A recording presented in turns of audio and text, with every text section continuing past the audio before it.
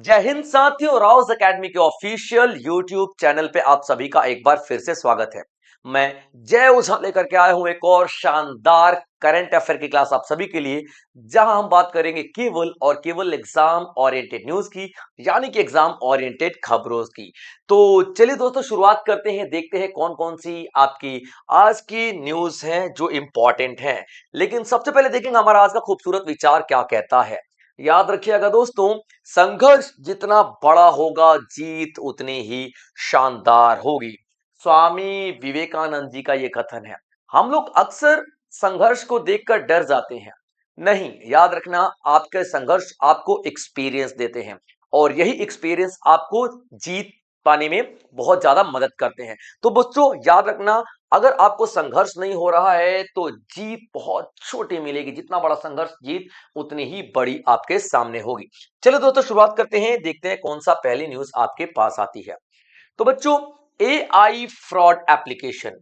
अभी देखिए, एक एप्लीकेशन है जिसको हम क्या बोलते हैं, फ्रॉड प्रो। फ्रॉड प्रो, ठीक है बच्चे, फ्रॉड प्रो। तो एक फ्रॉड प्रो एप्लीकेशन को बेस्ट एप्लीकेशन के रूप में चुना गया है और ये भारत की एप्लीकेशन है। तो बच्चों, at mobile world congress, mobile world congress का मतलब क्या होता है? मोबाइल वर्ल्ड कांग्रेस का मतलब होता है, सबसे पहले देखोगे आप लोग कि ये कांग्रेस वर्ड क्या होता है। ठीक है बच्चे, मोबाइल वर्ल्ड कांग्रेस में आप देखोगे कांग्रेस वर्ड क्या होता है।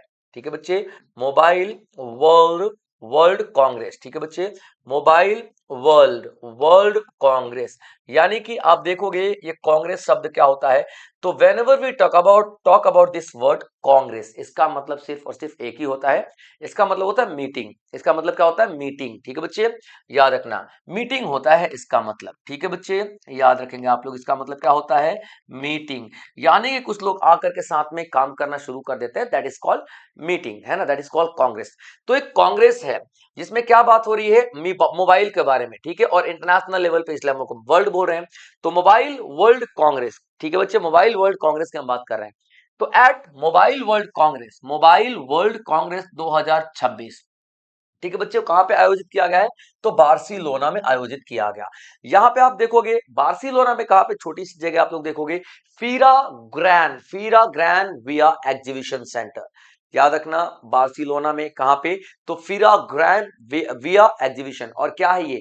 Mobile world Congress. ठीक है बच्चे, मोबाइल वर्ल्ड कांग्रेस, जहां पे हम टेक्नोलॉजी की बात करते हैं। तो आप देखोगे, for development of the telematics. Telematics, telematics का मतलब क्या होता है? जो हमारा मोबाइल, लैपटॉप, ये पूरा सेक्टर होता है, इसको हम टेलीमेटिक्स बोलते हैं। ठीक है बच्चे, टेलीमेटिक्स एआई।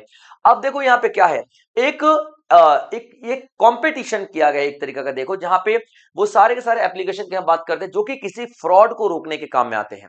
समझिएगा, फ्रॉड को रोकने वाले एप्लीकेशंस का एक कंपटीशन आप लोग यहां पे देखोगे। ठीक है बच्चे, तो क्या है ये? एक ऐसा एग्जीबिशन है जहां पे क्या हमारा भारत है। ठीक है बच्चे, याद रखना, भारत में एक सी डॉट, आप लोग सुना होगा, सी डॉट डिपार्टमेंट है। ठीक है, याद रखना, सी का मतलब है centre of department, centre of development of telematics. ठीक है बच्चे, टेलीमेटिक्स, सी डॉट जो डिपार्टमेंट है भारत का, उसने एक एप्लीकेशन बनाया था। उसने एक एप्लीकेशन बनाया था, कौन सा? Fraud pro. Fraud pro. और ये फ्रॉड प्रो एप्लीकेशन है, शॉर्टलिस्ट हो चुका है वर्ल्ड मोबाइल अवार्ड के लिए। वर्ल्ड मोबाइल अवार्ड के लिए। और क्यों? क्योंकि ये डिटेक्ट करता है, यानी कि ढूंढ लेता है टेलीकॉम फ्रॉड, यानी कि जितना भी ऑनलाइन फ्रॉड है ना, इस तरह के फ्रॉड को इजीली ढूंढ लेता है, या सस्पिशियस नेटवर्क एक्टिविटीज को इजीली ढूंढ लेता है। ठीक है बच्चे, तो याद रखिएगा, सी डॉट का मतलब क्या होता है? Centre for development of telematics, Bharat का है।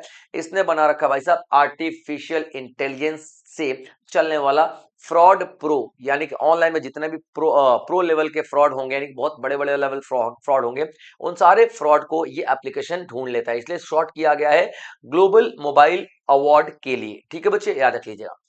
तो बार्सिलोना के फीरा ग्रैंड विया प्रदर्शनी केंद्र में मोबाइल वर्ल्ड कांग्रेस 2026 में telematics AI application fraud pro को ग्लोबल मोबाइल अवार्ड्स के लिए शॉर्टलिस्ट किया गया, जो टेलीकॉम धोखाधड़ी और संदिग्ध नेटवर्क गतिविधियों का पता लगाता है। ठीक है बच्चे, चलिए आगे बढ़ते हैं। आगे देखते हैं बच्चों, अर्कू कौनी। अर्कू कौनी एक जनजातीय बाजरा। अर्कू कौनी, अर्कू कौनी का मतलब क्या होता है? एक मेन्यू है। ठीक है बच्चे, एक मेन्यू है, मेन्यू है। और मेन्यू किस चीज का? तो मेन्यू मोटे अनाजों से बनने वाले भोजन का, ठीक है बच्चे, मिलेट्स से बनने वाले भोजन का, ठीक है बच्चे, मिलेट्स, मिलेट्स से बनने वाले भोजन का, ठीक है बच्चे, याद रखना, मिलेट से बनने वाले भोजन का एक मेन्यू है। तो ये छोटी छोटी जो हमारी जनजातियां हैं उनकी कला है ये, इस तरीके का खाना बनाना जो कि मोटे अनाज से बहुत स्वादिष्ट से पकवान वगैरह बनाते हैं, डिशेस बनाते हैं। तो इन सारी जनजातियों की इस पाक कला को पूरी दुनिया तक पहुंचाने के लिए एक मेन्यू बनाया गया है। और मेन्यू का उद्घाटन किसने किया है? तो आंध्र प्रदेश के सीएम, याद रखना, आंध्र प्रदेश के सीएम चंद्रबाबू नायडू, ठीक है बच्चे, याद रखना, चंद्रबाबू नायडू, चंद्रबाबू नायडू, ठीक है बच्चे, चंद्रबाबू नायडू, याद रखना, चंद्रबाबू नायडू, चंद्रबाबू नायडू आंध्र प्रदेश के सीएम आपको दिखाई देंगे, ठीक है बच्चे। तो एन चंद्रबाबू नायडू ने आंध्र प्रदेश में आराक कौनी, मैंने बता दिया आराक कौनी क्या है, एक मेन्यू का नाम है जिसमें मोटे अनाज मिलेट्स से बनने वाले पकवान या फिर जो भी आप लोग देखोगे जो डिशेस वगैरह है उनका मेन्यू है, ठीक है बच्चे। यह जनजातीय व्यंजन और बाजारों को बढ़ावा देता है, यानी कि जो लोकल लेवल पे जो जनजातीय हैं उनके डिशेस को बढ़ावा देता है, ग्लोबल लेवल पे लेकर के जाता है। संयुक्त राष्ट्र ने 2023 को अंतर्राष्ट्रीय वर्ष मिलेट्स का घोषित किया गया था और तब से हम लोगों ने ये मिलेट्स को बहुत ज्यादा महत्व देना शुरू कर दिया है, क्योंकि देखिए मोटे अनाज आमतौर पे ना अभी फिलहाल जो चल रहा है प्रोसेस, तो इसमें देख लो मोटे अनाजों को थोड़ा बहुत रुकावटें आ रही है, यानी कि लोग नहीं पसंद कर रहे हैं आज की डेट में ज्यादातर। लेकिन मिलेट्स को बहुत ज्यादा प्रोत्साहन मिलना चाहिए, क्योंकि इसमें बहुत ज्यादा फाइबर होते हैं, प्रोटीन होते हैं, कार्ब्स होते हैं, जो कि आपकी बॉडी के लिए बहुत इंपॉर्टेंट है। तो यूनाइटेड नेशन ने 2023 को क्या बना मान लिया था? अंतरराष्ट्रीय वर्ष मिलेट्स के लिए मान लिया था, यानी कि हम पूरे साल 2023 काम करेंगे मिलेट्स के लिए, मोटे अनाजों की उत्पादन को बढ़ाने के लिए, या फिर मोटे अनाजों को हम लोग बहुत ज्यादा तरीके से इंटरनेशनल लेवल पे प्रमोट करेंगे, ठीक है बच्चे। पीएम किसान योजना जो है, पीएम किसान योजना की 22वीं इंस्टॉलमेंट रिलीज कर दी गई है, 22वीं जो किस्त है वो जारी की जा चुकी है। पीएम, याद रखना क्या बच्चे, पीएम किसान योजना, पीएम किसान योजना की जो बच्चों 22वीं किस्त, 22वीं किस्त जारी की जा चुकी है, ठीक है बच्चे, 22वीं किस्त जारी की जा चुकी है, याद रखिएगा, ठीक है बच्चे, एक एक पॉइंट आपको समझना है। और कहां से जारी किया गया है? तो गुवाहाटी से जारी किया गया है, गुवाहाटी से, जो हमारे पीएम नरेंद्र मोदी हैं, ठीक है बच्चे, नरेंद्र मोदी हैं, उन्होंने जारी किया है गुवाहाटी से, ठीक है बच्चे, गुवाहाटी से। और ये कैसी योजना है? तो याद रखना बच्चों, साल में 6,000 रुपए, साल में 6,000 रुपए पर ईयर हर एक किसान को मिल देने का वादा हुआ था, किसानों के लिए, ठीक है बच्चे, किसानों को देने का वादा हुआ था। और इसमें आप लोग देखोगे कि 2-2 हजार करके आएंगे, 2-2 हजार, यानी कि साल में 3 बार आएंगे 4-4 महीने पे, तो टोटल 6,000 हो जाते हैं। शुरुआत की गई थी इसकी गोरखपुर से 2019 में, ठीक है बच्चे, शुरुआत की गई थी इसकी फर्स्ट इंस्टॉलमेंट आप लोग देखोगे, फर्स्ट इंस्टॉलमेंट आप लोग देखोगे कब से लेकर के कब तक बच्चों, ठीक है, तो 2019 से शुरुआत हुई थी, 2019 से इसकी शुरुआत हुई थी, ठीक है, फर्स्ट इंस्टॉलमेंट। और कहां पे? तो गोरखपुर से शुरू किया गया था इसे, गोरखपुर से शुरू किया गया था, ठीक है बच्चे, याद रखेंगे आप लोग। और अभी 22वीं किस्त इसकी जारी की जा चुकी है। इससे पहले वाली जो किस्त थी बच्चे नवंबर में जारी की गई थी, ठीक है, नवंबर में जारी की गई थी, 2025 के नवंबर में, ठीक है बच्चे, याद रखेंगे। तो नरेंद्र मोदी ने गुवाहाटी में प्रधानमंत्री किसान सम्मान निधि की 22वीं किस्त जारी की, जिसमें 9 करोड़ से अधिक किसानों के खाते में सीधे लाभांतरण, यानी direct to direct to account of the beneficiary, यानी कि जो लाभार्थी है उसके अकाउंट में डायरेक्ट पैसे जाएंगे, बीच में कोई भी बिचौलिया नहीं रहेगा, जिसको डीबीटी कहते हैं, के माध्यम से प्रत्येक को 2,000 रुपए हस्तांतरित, यानी कि ट्रांसफर किए गए, ठीक है बच्चे। ये योजना 2019 में शुरू की गई थी और पहली बार कहां पे? गोरखपुर से ट्रांसफर किया गया था, ठीक है बच्चे। तो नरेंद्र मोदी ने गुवाहाटी में प्रधानमंत्री किसान सम्मान निधि की 22वीं किस्त जारी की, जिसमें 9 करोड़ से अधिक किसानों के खाते में सीधे लाभांतरण, यानी कि डीबीटी के माध्यम से प्रत्येक को 2,000 हस्तांतरित किए गए। यह योजना 2019 में शुरू की गई थी। चलिए बच्चे आगे बढ़ते हैं। सुप्रीम कोर्ट ने अभी एक फैसला लिया है ओबीसी को लेकर के, ठीक है, अदर बैकवर्ड को लेकर के। तो सुप्रीम कोर्ट ने कहा है कि अब केवल आय, यानी कि इनकम ही ओबीसी की क्रीमी लेयर को स्थित नहीं कर सकती, यानी कि तय नहीं करेगी। अब देखिए बच्चे ओबीसी क्या होता है, ठीक है। OBC other backward caste, other backward caste को दो हिस्सों में बांट दिया गया था। अब देखिए कोई जरूरी थोड़ी है कि कोई भी बैकवर्ड कास्ट हमेशा गरीब ही रहेगा, नहीं, ठीक है। अदर बैकवर्ड कास्ट की बात करें तो देखो बच्चे, एक होता है क्रीमी लेयर, ठीक है, एक होता है क्रीमी लेयर, यानी कि वो लोग जो कि संपन्न है। तो 8 लाख अगर इनकी संपत्ति मतलब इनकम है पर ईयर, तो भैया इनको तो पैसे की थोड़ी कमी है। 8 लाख रुपए का मतलब मान लो तकरीबन 70-75 हजार रुपए महीने को हो जाते हैं यार, ठीक है। उसके बाद एक आता है non creamy layer. Non creamy layer, non creamy layer का मतलब क्या होता है? नॉन क्रीमी लेयर का मतलब होता है जिनकी पेरेंट्स की क्या होती है भाई साहब, 8 लाख से कम की आय होती है, तो नॉन क्रीमी लेयर। तो नॉन क्रीमी लेयर को जो भी सरकारी योजनाएं हैं, जैसे कि रिजर्वेशन हो गया सरकारी नौकरियों में, सरकारी संस्थानों में, ये सब पे आप लोगों को फायदा दिखाई देगा, ठीक है बच्चे, रिजर्वेशन। लेकिन अब सरकार ने बोल दिया कि भाई सिर्फ इनकम, ठीक है, नॉट ओनली इनकम, ठीक है बच्चे, नॉट ओनली इनकम, केवल और केवल इनकम ही नहीं डिसाइड करेगी क्रीमी और नॉन क्रीमी लेयर के बेनिफिट को, ठीक है बच्चे, याद रखना। तो भारत का सुप्रीम कोर्ट ने फैसला किया है कि केवल आय ही ओबीसी की क्रीमी लेयर की स्थिति निर्धारित नहीं कर सकती।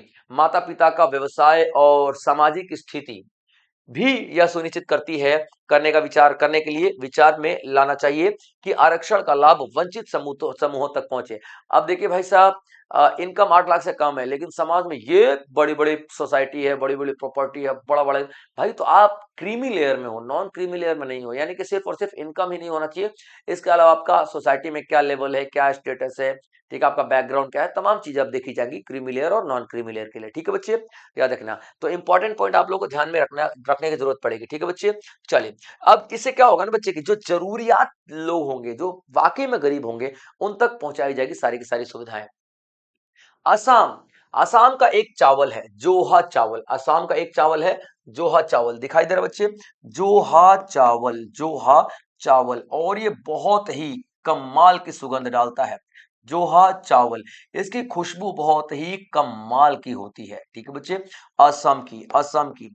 अब इसे 2017 में जीआई टैग भी मिला था, जीआई टैग भी मिला था, ठीक है बच्चे, असम में जीआई टैग मिला था।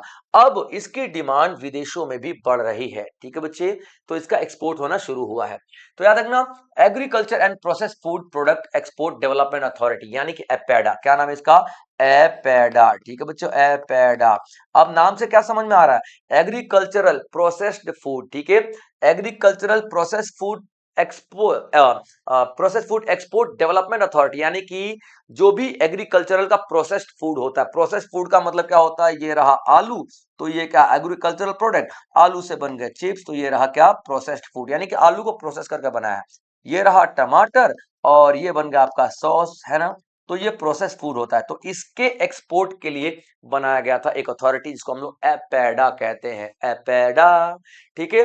तो चलिए, agriculture and process food product export development authority of India ने अभी फैसिलिटेट किया है एक्सपोर्ट ऑफ, क्या क्या एक्सपोर्ट हो रहा है? एक्सपोर्ट ऑफ, निर्यात हो रहा है 25 मैट्रिक टन, क्या? 25 मैट्रिक टन, ठीक है बच्चे, 25 मैट्रिक टन, ठीक है, याद रखना, 25 मैट्रिक टन चावल की हम बात कर लेते हैं। जो चावल की बात करें, जोहा राइस का, कहां पे? यूरोप में, by safe aggregate private limited, ठीक है बच्चे, याद रख लेना। और कौन सी कंपनी कर रही है? तो बच्चों याद रखना, ठीक है, सेफ एग्रीगेट, ठीक है, agri trade private limited, safe agri trade, ठीक है, याद रखना, ये कंपनी का नाम है, एग्री ट्रेड, ठीक है बच्चे, प्राइवेट लिमिटेड। अब ये कंपनी प्रोवाइड करेगी यूरोप में हमारा जोहा चावल, और जोहा चावल कहाँ का है? असम का है। असम के इस जोहा चावल को जीआई टैग कब मिला था भाई साहब? तो जीआई टैग मिला था 2017 में। जीआई टैग का मतलब क्या होता है? ज्योग्राफिकल इंडिकेशन टैग, यानी कि जिस क्षेत्र की पहचान है चावल, उसी क्षेत्र की पहचान बना रहेगा। ऐसा नहीं कि उसके नाम से किसी और क्षेत्र में उस चावल को बेचा जा रहा है और उसको बदनाम किया जा रहा है क्योंकि उसके नाम पे नकली चावल बेचे जा रहे हैं।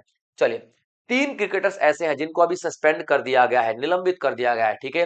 बिम 10 भ्रष्टाचार, बिम 10 भ्रष्टाचार। अच्छा, बिम 10 क्या होता है? बिम 10, ठीक है, बिम 10 क्या होता है? बिम 10 एक फॉर्मेट है क्रिकेट का जिसमें 10 ओवर का मैच होता है। कितने ओवर का?